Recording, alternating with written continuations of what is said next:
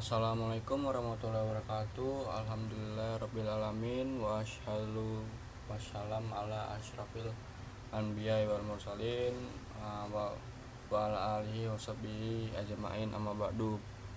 Puji syukur kita panjatkan kehadirat Allah Subhanahu wa taala yang telah memberikan kita nikmat iman, Islam dan ilmu pengetahuan. Salawat serta salam senantiasa tercurah pada junjungan kita Nabi Muhammad SAW beserta keluarga dan para sahabatnya. Pada kesempatan ini saya Muhammad Tudal Ansori dengan NIM 103062500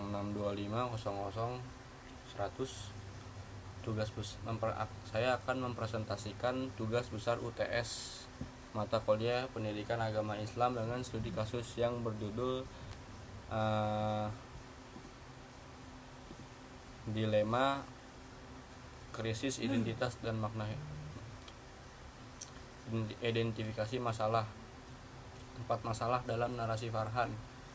Yang pertama itu krisis identitas dan makna hidup. Farhan merasa hampa dan kehilangan tujuan hidup meski telah sukses secara materi berkaitan dengan konsep tauhid dan tujuan penciptaan manusia. Yang kedua yaitu 2 sumber hukum Islam, istinbat hukum. Farhan mencari dasar hukum melalui Al-Quran, hadis, ijma ulama, pertimbangan logis, dan juga berkaitan dengan hierarki sumber hukum Islam. Terus yang ketiga itu etika profesi dan rezeki halal. Diminta untuk merancang bangunan yang fungsinya secara etika agama tuh berkaitan dengan fiqh, muamalah dan juga konsep halal haram. Terus yang terakhir itu adalah toleransi dan ukhuwah insaniyah. Konflik antara karyawan beda keyakinan soal jadwal ibadah berkaitan dengan ukhuwah Islamiyah dan toleransi beragama. Masalah pertama yaitu krisis identitas dan makna hidup. Tauhid rububiyah dan tauhid uluhiyah dan tujuan penciptaan manusia. Yang pertama yaitu identifikasi masalah. Farhan merasakan kekosongan jiwa al-farok al-ruhi. Meskipun telah mencapai kesuksesan materi, ini menunjukkan bahwa manusia itu tidak bisa menemukan keterangan sejati hanya dari aspek duniawi. Nah, masalah ini tuh terkait langsung dengan tauhid, pengesahan Allah sebagai satu-satunya tujuan hidup, dan pemahaman tentang tujuan penciptaan manusia dalam Islam. Ada dalilnya yaitu dalil Al-Quran, dan aku tidak menciptakan jin dan manusia melainkan supaya mereka mengabdi kepadaku. Quran surat Az-Zariyat ayat 56. Terus selanjutnya yaitu ingatlah hanya dengan mengingat nama Allah hati menjadi tentram. Quran surat Ar-Ra'd ayat 28. Itu terus dari pandangan ulama, Imam Al-Ghazali dalam kitab Ihya Ulumuddin menegaskan nih bahwa manusia memiliki 2 dimensi jasmaniyah. Yang pertama itu jasmaniyah badan dan ruhaniyah ruh. Jika manusia hanya mengisi dimensi jasmaniyah dengan harta dan kedudukan tapi mengabaikan dimensi ruhaniyah melalui ibadah dan juga zikir. Nah, ini maka kekosongan jiwa tuh tidak dapat dihindari. Farhan kembali kepada spiritualitas adalah langkah yang benar sesuai fitrah manusia. Terus masalah kedua itu yaitu sumber hukum Islam, istinbat hukum, Al-Quran, Sunnah, Ijma, dan Qiyas. Urutan pengambilan hukum dalam Islam nih, yang pertama itu Al-Quran Al-Karim. Firman Allah sumber utama dan tertinggi dalam Islam yaitu dalil Quran surat An-Nisa ayat 59.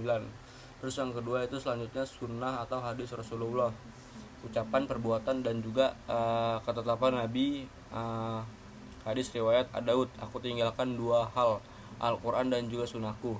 Terus yang ketiga itu ijma, konsensus ulama, kesepakatan para mujahid setelah wafatnya Nabi pada suatu hukum syara'. Terus yang terakhir itu ada qiyas, analogi logis. Nah, ini pertimbangan logis yang disepadankan dengan hukum yang ada, pertimbangan logis yang sejalan dengan syariat ya guys.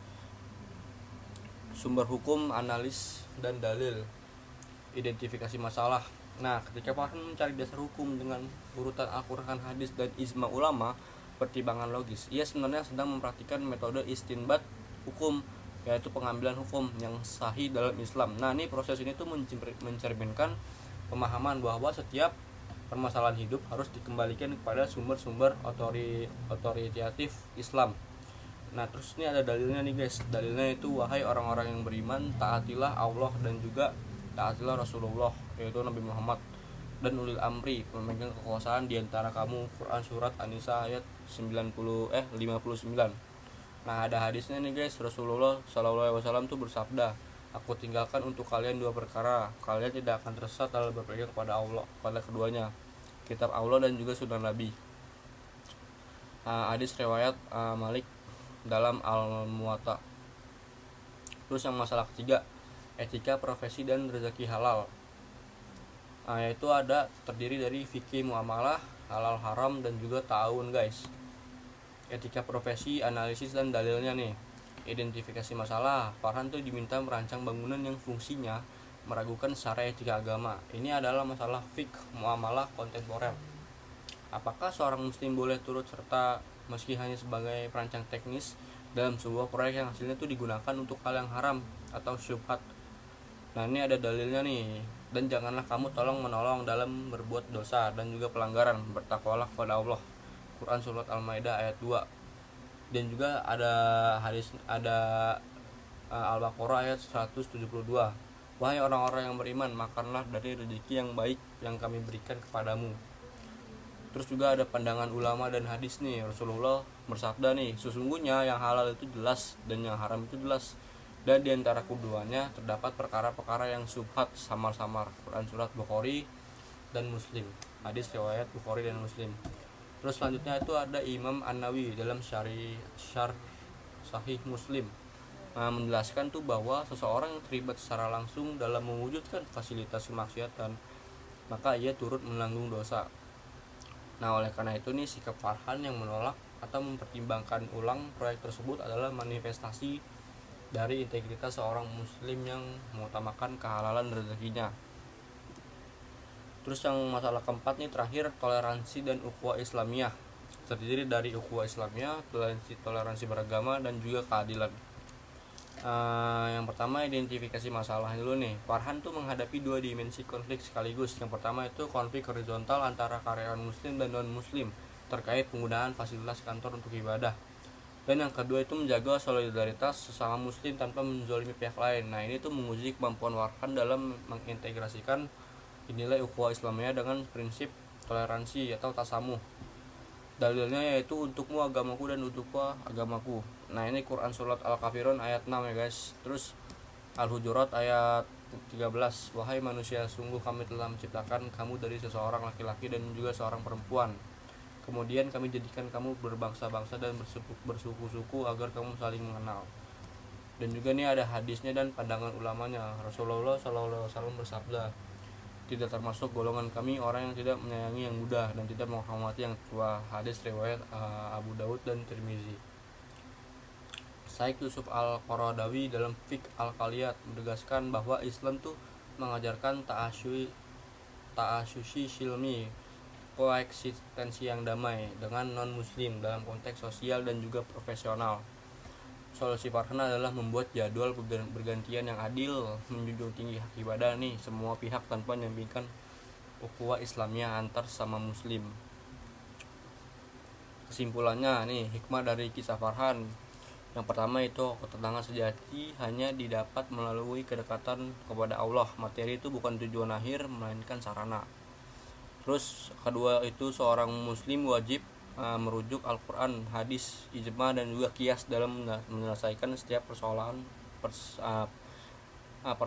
yang diperoleh dengan cara yang meragukan persoalan hidup. Nah terus yang ketiga itu rezeki yang halal dan thayyib lebih utama daripada keuntungan materi yang diperoleh dengan cara meragukan. Terus yang terakhir tuh, Islam mengajarkan toleransi dan keadilan kepada semua orang tanpa mengorbankan identitas dan kewajiban keagamaan. Skrip penutupnya nih, khotimah, penutup presentasi. Demikianlah presentasi yang mengenai studi kasus dilema sang arsitek muda yang telah saya analisis berdasarkan 4 permasalahan utama, yaitu krisis identitas dan tauhid, sumber hukum Islam, dan etika profesi dalam Islam, serta toleransi dan ukhuwah. Nah dari kisah Farhan kita dapat mengambil pelajaran nih guys, bahwa seorang muslim sejati adalah ia yang tidak hanya sukses secara duniawi, tapi juga mampu mengintegrasikan nilai-nilai Islam dalam aspek kehidupan. Semoga presentasi ini dapat bermanfaat ya guys, dan menambah khazanah ilmu pengetahuan kita dalam memahami ajaran Islam secara komprehensif. Apabila terdapat kekurangan, saya mohon kebenaran hanya datang dari Allah SWT. Doa penutup nih. Ya Tuhan, kami berilah kami kebaikan di dunia dan kebaikan di akhirat, dan peliharalah kami dari siksa neraka. Quran Surat Al-Baqarah ayat 201. Wassalamualaikum warahmatullahi wabarakatuh.